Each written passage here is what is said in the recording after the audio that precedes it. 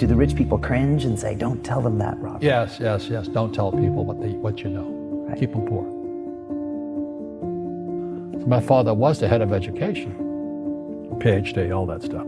I go home and ask him, said, why don't we learn about money in school? And he looked at me and says, because the government doesn't let us teach that subject. The government tells us what we can teach and what we can't teach. And I thought that was strange. And I said, but aren't we going to school to learn about money? He says, no, your job is to get a job. I said, but you get a job to earn money. He goes, no, you're supposed to just get a job. I went, no. Isn't the purpose of a job to earn money? He goes, you're correct. I said, so why don't I just learn about money? I can skip the job part, you know? And he got flustered and he said, if you want to learn about money, why don't you ask your best friend's father about money? And I said, why? That's Mike.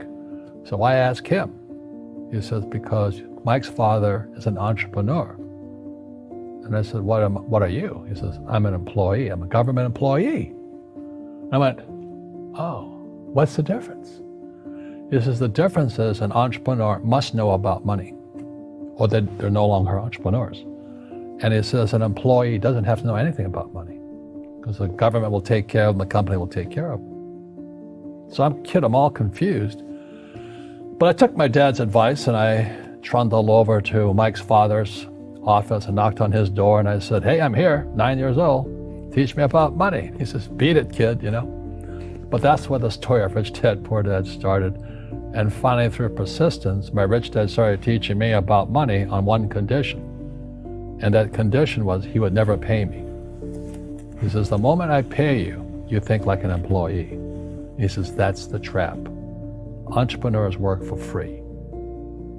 And now I'm 9 years old, my head's going cracking in half. He says, you never want a paycheck. You understand that, kid? I said, okay, I got it. And he says, well, how do I make money? He says, that's what entrepreneurs figure out. It's like, so how do I learn about money? So he would just break out a Monopoly game board. So I would work for free. I'd pick up cigarette butts, and he had hotels and restaurants, and I would clean and do menial tasks. And as I got older, I started getting into office work and marketing and accounting, and I was an apprentice basically. But I always worked for free. And he would teach me about money. But the way he taught me about money was playing Monopoly. And finally one day I got upset. I said, well, when are you going to teach me about money? He says, what do you think we're doing? We're playing Monopoly. He goes, no. What do you think we're doing? We're playing Monopoly. He says, what do you think we're doing? So I don't know. I'm teaching you about money. And then that's when, you have one green house. He says, there's many formulas for great success in money. There's thousands of them. But one of the best ones found on the game of Monopoly. It still is today. 4 green houses, 1 red hotel. I said, what? He says, one of the greatest ways to acquire great wealth is playing Monopoly in real life. 4 green houses, 1 red hotel. Well, is that all there is? He goes, that's it. And he says, what do you think I'm doing? And I went, I don't know. So then he took me out and he showed me his greenhouses.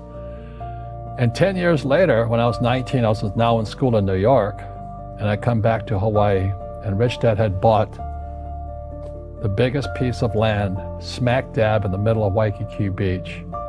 And when you go to Waikiki Beach today, you'll see the Hyatt Regency Hotel.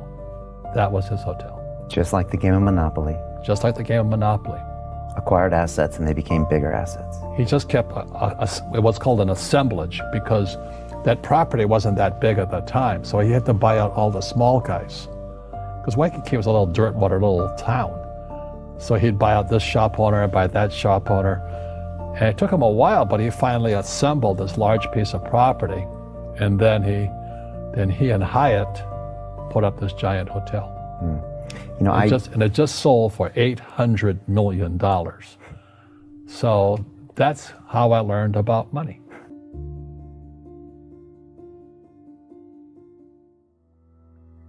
I've had financial crashes. I've had people stab me in the back, but they're all good because I grow from it. That's spirituality. Right. People who are afraid of making mistakes, like they teach in school, they don't ever grow. Because spirituality is there's good and there's bad, there's right and there's wrong, there's up and there's down. Most people only want to be right, they only want to be positive. Well, you can't have that, that's not reality.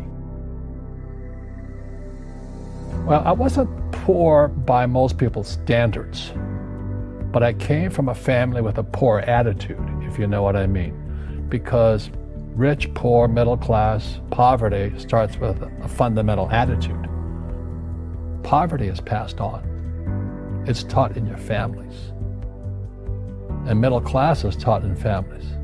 And so the people right now who are sitting at home, who are struggling financially or worried about money or unhappy, they may be making a lot of money, but unhappy with what they're doing, it was probably taught to you. You know, your super ego was taught, get a job, work hard, or you'll never be rich, or the rich are evil, or whatever. The school system will never teach you about money. The school system was designed to teach you to be an employee, which is important, or a doctor or a lawyer, a specialist, but never about money. And what most people lack is real business knowledge, like accounting, like debt, like taxes. You got to know that stuff, but they don't teach it in school to anybody. So, and then when people ask me, how did your rich dad learn this when your poor dad, a PhD, didn't? And the answer is very simply, my rich dad, who's my best friend's father, his father died when he was 13. So his rich dad had this family business at 13 to run. So he had to drop out of school, which was his blessing. There's blessings, and sometimes a blessing doesn't look like a blessing, but it turned out to be a blessing. And then his teachers became his bookkeeper, his accountant, his attorney, his banker, his real estate agents. So he has what I call real teachers, not these fake teachers in school. You see, most teachers in school, they're out of ethics. They teach subjects they themselves don't practice. I asked the teacher, I said, I'm in my third year of calculus now. It was called strength of materials. I said, am I ever going to use this stuff? He goes, no. I said, why do you teach it? He says, because I get paid. I said, do you ever use it? He goes, no. And that's why, you have to, in life, one of the things I suggest to people, you got to find a real teacher versus a fake teacher. And a fake teacher is somebody who doesn't do what they teach. And a real teacher is doing what they teach every day. So my accountants, my attorneys, they're in it every single day. That's how I learn, because every day I'm solving problems in my business. So I have accountants and attorneys and bankers and all these people on speed dial because I'm solving problems with my team. I see you giving this knowledge out, and yeah. Do the rich people cringe and say, don't tell them that, Rob? Yes. Don't tell people what you know. Right. Keep them poor. But, unfortunately, the poor, as was in the Bible, I'm not real religious, the poor will always be amongst us because it starts up here. Right, it's that fear mentality. It's in their words, and the words become flesh. Again, I'm not really religious. I flunked out of Sunday school also. But when they say I can't afford it or I can't do that, they go down. They become what they say. My PhD daddy says, what do you think I am, made of money? I can't afford that. And my rich dad would say, that's why he's poor. Poor people say, I can't afford it, I can't do that, I don't have time. Because this is an escape. It's an escape, you know what I mean? It's easy to say, I can't afford it. And your rich dad used to say what instead of, I can't afford it? How can I afford it? How can I do that? What would it take, or why should I do that? He says that a question opens the mind, a statement closes the mind. See, when you say, I can't afford it, your mind shuts down, and you become what you say. Rugby is a team sport, but so is soccer. The rules are different. And other people are golfers. They play by themselves. And so everybody's different. So my game financially is business, number one. Second is real estate. So what I say to young people is, you find your game.